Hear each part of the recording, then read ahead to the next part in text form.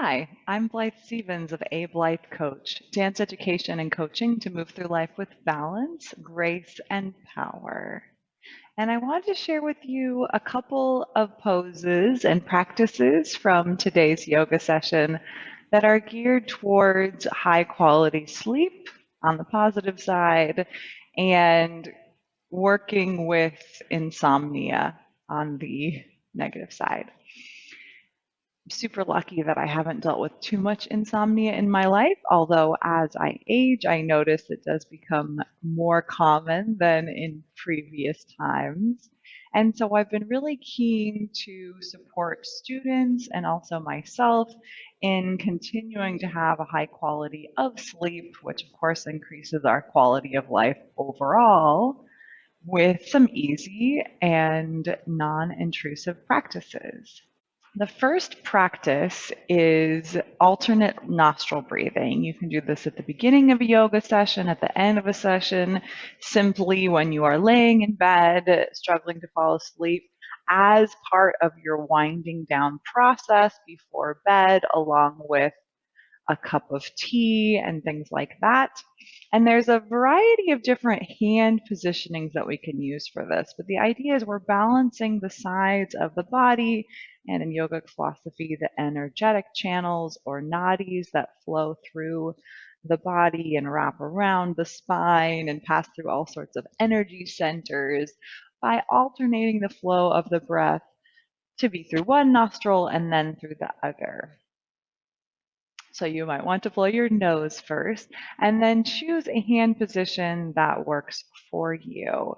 Perhaps it is with the thumb and index finger, using one and then the other, or you can take the index finger to the third eye or in between the eyes and then use the middle finger and thumb.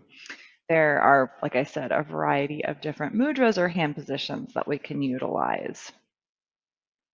We'll start with a nice, easy couple of breaths in a comfortable seated position where we're grounded through both sits bones, or our ischial tuberosities planted in the floor in a really nice stable position. Find a relaxed but upright spinal alignment. Close your eyes.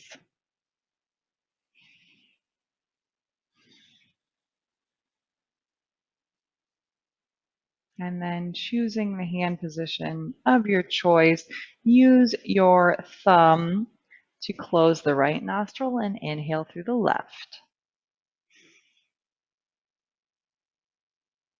Then we'll pause at the top of the breath, retaining that inhalation. Switch the position of the hand so the left nostril is blocked and exhale through the right, followed by inhale through the right. We switch at the top of the breath with a pause and exhale through the left. And then continue like that, exhaling and then inhaling, switching, exhaling, and then inhaling.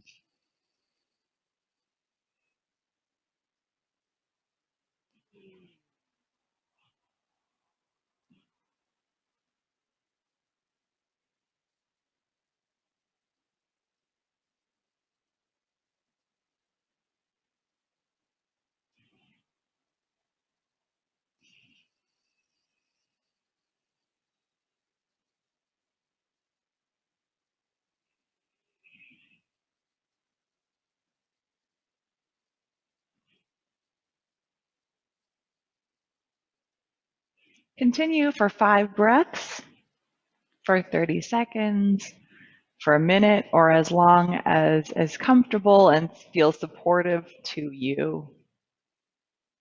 I hope you enjoy alternate nostril breathing as a way to calm and center. It's a great stress reducer and also can help us prepare for a high quality sleep. There are a couple of other types of poses that can help us prepare for sleep and to combat insomnia when we're struggling to fall asleep or wake up in the night and want to fall back asleep. And they're loosely grouped into restorative forward folds, and then also relaxing, heart opening, light back bend. So nothing too strenuous. Earlier in the day, sure, it's great for us to get in some more activity, to get the heart pumping, to get the blood moving, to sweat a little bit. All of these things will help us later in the day to rest, but we don't want to do that too close to bedtime. So I would say not in the late afternoon or evening, as that will tend to upregulate our nervous system. And for sleep, we want to downregulate. So I consulted one of my favorite, one of the yoga texts that I've had for the longest time in creating these poses. It's called The Woman's Book of Yoga and Health, although of course the recommendations around sleep and insomnia are relevant to both women and men, by Linda Sparrow and Patricia Walden. Patricia Walden created the sequences. And they do warn against, for those who may also be working with depression, really spending a lot of time in enclosed, inward going, forward folds might not be the best. But as long as depression is not also an issue you are struggling with, then forward bend should be okay. So I'll demonstrate a couple of reclining poses as well as a forward fold. That will help us relax, de-stress, and prepare for sleep. So for the forward fold, for a more active version, still very slow going, we'll take a downward facing dog, planting the hands down into the floor, shoulder width. We'll distribute the weight across the whole surface of the hands, and then tucking the toes under in the back. We'll massage our way, finesse our way into a downward dog pose. Depending on the architecture of your own body, you may wish to use a block to bring the level of the floor up to that of where your hands are comfortably reaching. That may help us better connect and ground down through the feet and through the heels. Certainly for me, this opened up a lot of possibilities within my downward facing dog, as my Achilles tendon or the lower part of my leg is a bit tight here. So it helped me really reach the pelvis up into the sky and find a more comfortable dog position to hold. Here, the head is relaxed and dangling between the arms. And for a restorative version of the pose, we'll hold for several breath cycles, even a minute or two. These sorts of inversions where we're bringing the heart lower than other parts of the body, reversing the flow of the blood, really help oxygenate different parts of the body, help us relax and calm.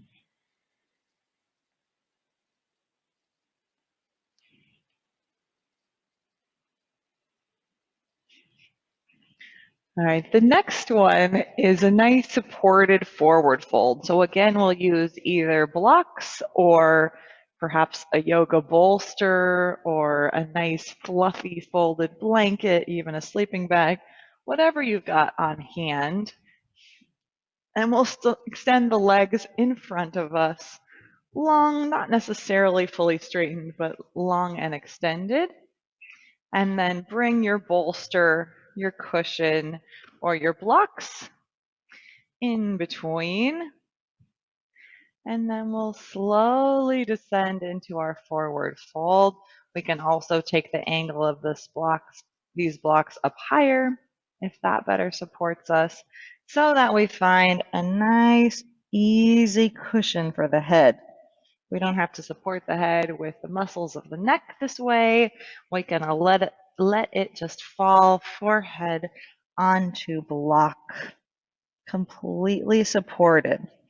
So rather than being about producing a deep stretch This is much more about releasing, relaxing tension, curling in, feeling secure and safe and relaxed.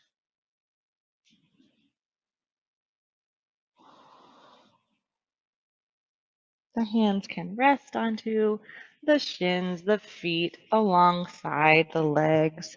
We can cross them and place them onto our bolster or block, whatever feels comfortable.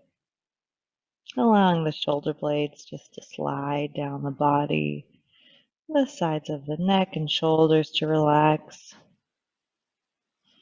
Everything's softening and releasing to gravity.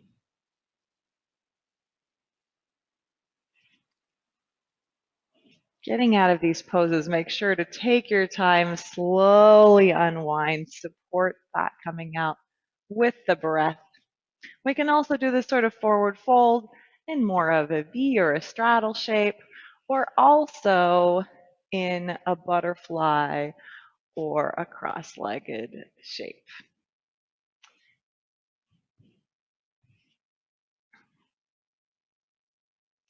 Let's do a little supported back bend.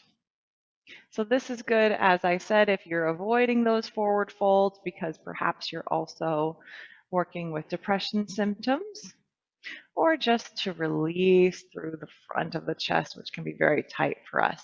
So we'll use, again, either a bolster, a block, or more. I'm going to use 2 blocks.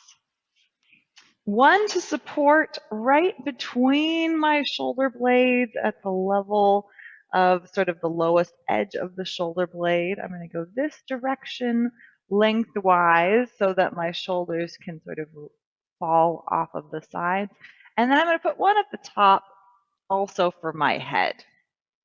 Again, arrange the architecture such that it feels good for you. And then we'll slowly descend. You can keep the legs bent to the sky at first and then find a position. Oh, yeah. So my head does not love to drop back from these positions, so it's important for me to support that action. And then I'll put my legs in a butterfly shape, soles of the feet together. Allow my arms and shoulders to fall right and left of my block. Make any adjustments necessary to be comfortable. And then settle in there, letting the heart sort of float and buoy on top of the shoulder blades and the rest of the anatomy.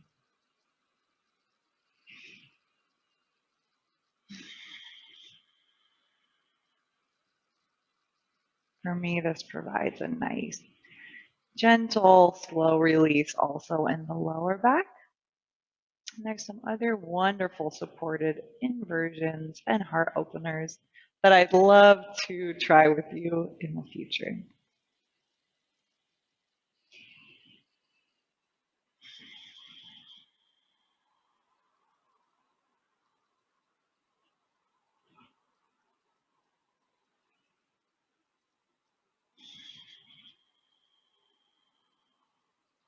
To come out slowly and gently and carefully, roll onto one side and then walk the hands back up.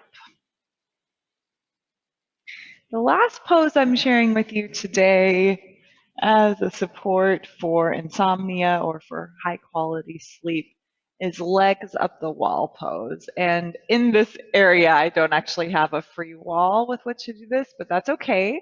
I actually like to practice this pose also freestanding. We can fully relax with the legs onto the wall, but I also find it beneficial for me to let the legs float, and it kind of feels nice to let them fall into the hip sockets and allow gravity to support them rather than muscular effort. So maybe for you, that's also a fun, nourishing experience. So I will slowly recline back onto the spine.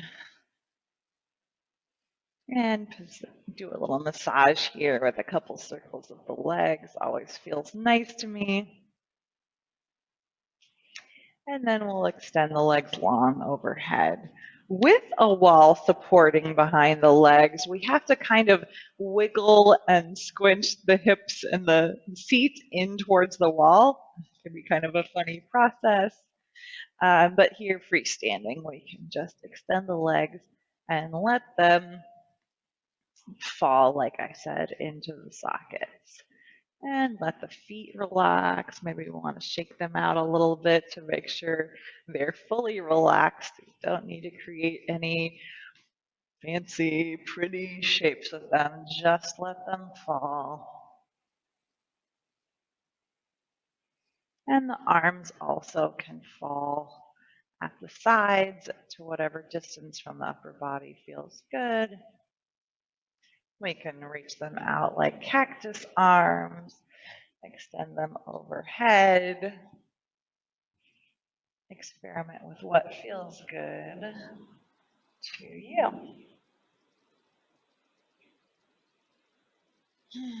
So while we're here enjoying legs up the wall or legs in the air, as the case may be, I'll encourage you to take a whole sequence of these poses if you're looking for a pre-bed routine that will help you unwind, relax, and prepare for sleep. Or choose just one pose that appeals to you and use that when you encounter any difficulty falling asleep. So rather than lying in bed and letting the thoughts swirl through your mind, thinking about what time you have to get up in the morning, and all those sorts of thoughts that can come in those hours, I invite you either in bed or somewhere near it and relaxing to pick a pose and practice that. Legs up the wall is a great choice.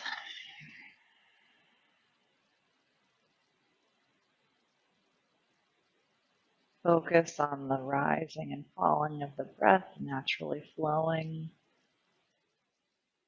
elongating.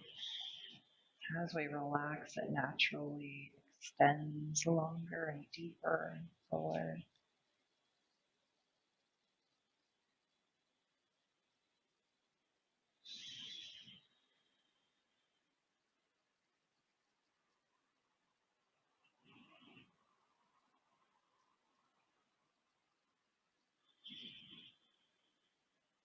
Has all the action of an inversion where we're reversing the flow of blood, but nothing too challenging, no balancing required. Stay here for a few moments or as long as you like. And then again, I encourage you to ever so slowly, gently, and easefully come out of the pose.